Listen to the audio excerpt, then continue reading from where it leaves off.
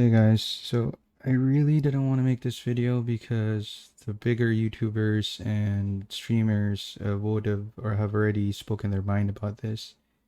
And in the grand scheme of things, like no one really knows me in the community.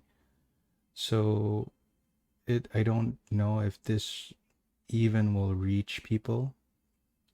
But I wanted to give you a developer's point of view of what I think happened with the whole JP quote unquote rigged or conveyor belt issue with their banners. So, first things first, I am going to defend Gumi in this video. And the reason why I'm doing that is because I have a lot of experience as a tech founder. So, I've been in the tech industry for close to 20 years now. I've been a professional developer. I've been a game developer. You know, I've been a CTO. I've been a CEO. I've I know a lot about software development teams and how they work. And the first thing I want to say is that Gumi is not a single person trying to cheat you, right? It's a group of people, and many of which are game developers who are gamers just like you, just like me. So that's what you need to understand first and foremost. These game developers understand many of them are gamers too, and they don't want to get cheated. They want to make a fair game. They want to make a fun game to play. And the second thing is that even the best developers in the world make mistakes. So they make tremendous mistakes that cost their companies hundreds of thousands, even millions of dollars. And sometimes they don't get fired because, anyone in the industry who's been here long enough understands that mistakes happen. It's normal. And even the best people can make mistakes, even though it may look like a stupid mistake. And third is the whole thing about they're only sorry because they got caught. Well, to that I say that, think about how many times in the past that you made a mistake and someone else knew about the mistake before you did, like someone else found out before you did, and then how sorry you were because you really didn't mean to do anything to do any harm. It happens. So it just happens. So saying that, taking that stance of they're only sorry because they got caught is just being cynical, really. And I'm here to just tell you from a developer point of view what I think happened and try to explain to you visually why I think this was just a mistake. Okay, so here we have a drawing of how a gotcha system would typically work, right? So first you generate your random number using a seed. I'll explain this part later. Next is you do a rarity check. So imagine that you have a bunch of decks of different rarities, and this deck only contains rarity R cards, this one SR cards, this one MR cards, etc. And this step is where you choose where you would pick a card from. Next step is the summon pool check. So which if you now know that you're supposed to get a UR, which UR pool are you going to pull from? Is it the units UR units, or is it the vision card units, or is it a combined pool of these two decks? The next is that you do the shuffle step. And shuffling in programming is different from shuffling a deck of cards in a casino. It's more similar to when a person like a magician pans out a deck of cards in front of you and asks you to pick a random card. That's because you have thousands, tens of thousands, hundreds of thousands, millions of people doing this operation almost simultaneously. And the more efficient way to do uh, draw a random card would not be to shuffle each time that the deck, but to ask the person to choose where they would pick the card from, what position. So shuffling in this sense is actually just generating a random number and then using that number to determine where you would pick the card from. So imagine if we already know that you're supposed to get a UR card and a UR unit card in that sense. You would only need to generate a random number to know where you're going to pick from in this deck. And then you deal the card, right? And in a typical 10 pull, uh, when you have a guaranteed UR unit, it typically shows up on this slot, right? So imagine that on a typical, sorry, I say typical too many times, but on a 10 pull and it's a guaranteed UR unit. You don't need in this slot, you don't need to do the rarity check, you don't need to do the pool check. You just go straight to this step. Because you already know that you're going to pull a UR unit from this pool. So imagine now that you're the programmer and then your boss tells you, okay, do a 10 guaranteed UR pool. How are you going to do that? It's very easy to make the stupid mistake. It is a mistake and it is stupid, but it's very easy to make that mistake of just getting the logic from this slot, and then doing the rest of it, doing the entire banner that way.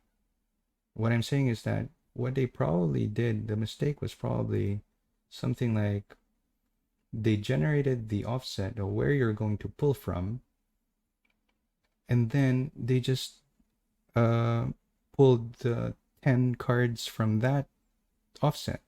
So if this guy's telling me, okay, choose where you're gonna pull from. If these are all URs, I'm gonna start from here and then draw 10 cards from here. So that's probably what happened.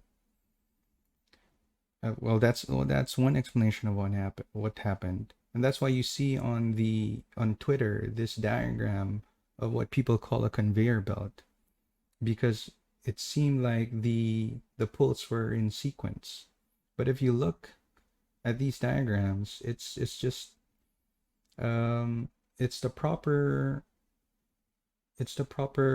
distribution of rarity for the units. So actually, what I think happened there is they already have the units pre-shuffled on a deck, if and then they just generated the random they did the shuffling step once, which is just generating where you would pull the offset, and then they just pulled 10 cards from that offset, and that's why you see so many people having the same result.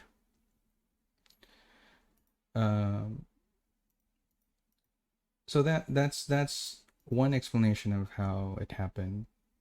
And this is a simple program that I wrote in Python to try and explain to people what a seed is and how it works. So these are two functions that I wrote. So this is just a function that takes a seed and generates some random numbers based on that seed. If you can see here on the green part, I call this function 3 times with the same seed of 12, and it generates the exact same sequence of numbers.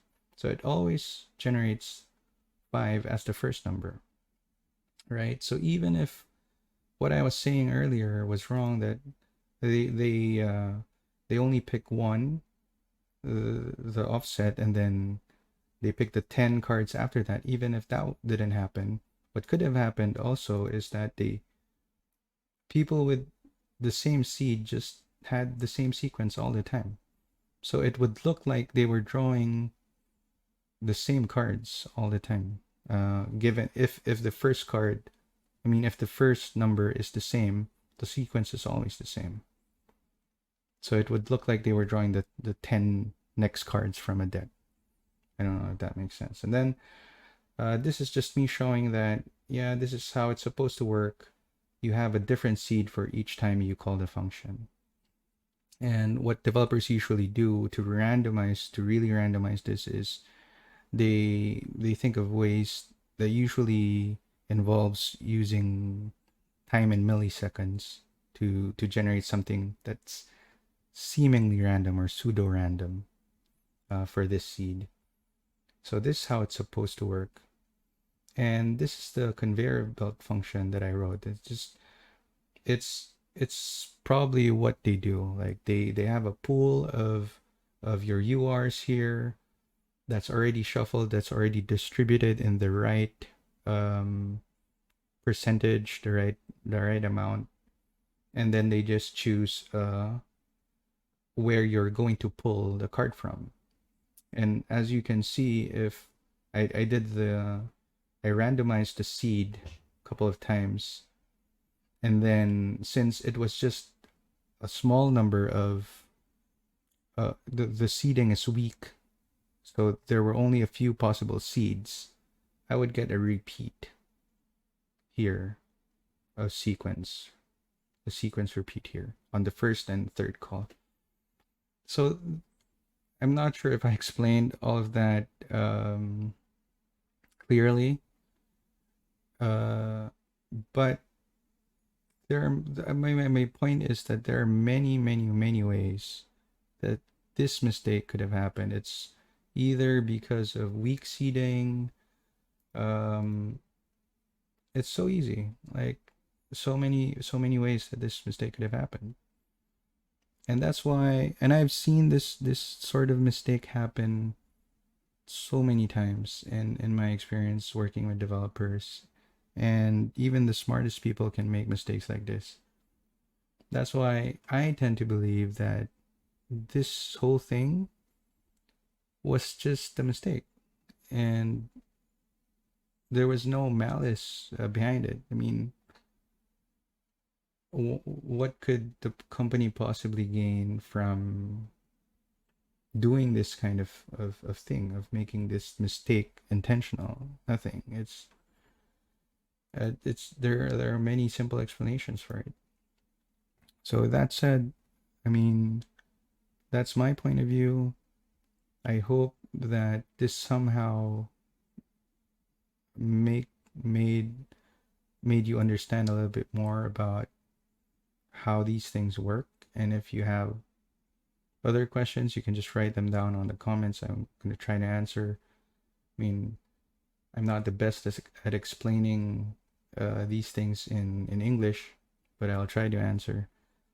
And that's it. I mean, my advice, if you're interested in my advice, I would say that there's nothing really suspicious going on, and it's fine to keep pulling. It's fine to keep trusting this company. That's my point of view. I mean, these are people. These are developers. They're also gamers. You know, they want to make a game that lasts for a long time and that people enjoy playing. And I wouldn't I would tend to believe that they wouldn't do anything to jeopardize that. Anyway, that's it, guys. Thanks for watching, and see you next time.